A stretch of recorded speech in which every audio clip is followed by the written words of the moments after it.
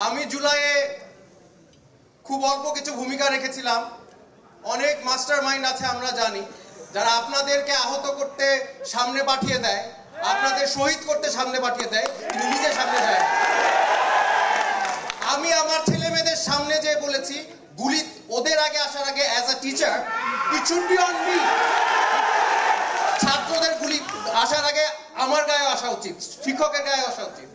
এই আদর্শ নিয়ে আমি সামনে ছিলাম। আমি কাউকে সামনে যেতে বলি নাই যতক্ষণ না পর্যন্ত আমি নিজে সামনে ছিলাম।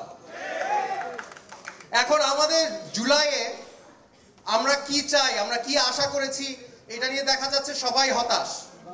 এই হতাশাটা কি আমাদের প্রাপ্য ছিল?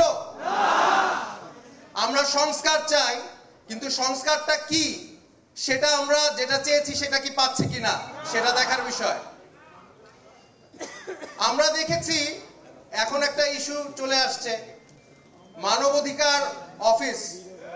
যে মানবাধিকার, যে ইউএন এখন পর্যন্ত প্যালেস্টাইনে গণহত্যা হচ্ছে সেটা পরিষ্কারভাবে বলতে পারে না ইসরায়েল গণহত্যাকারী, সে আমাদেরকে মানবাধিকার শেখাবে?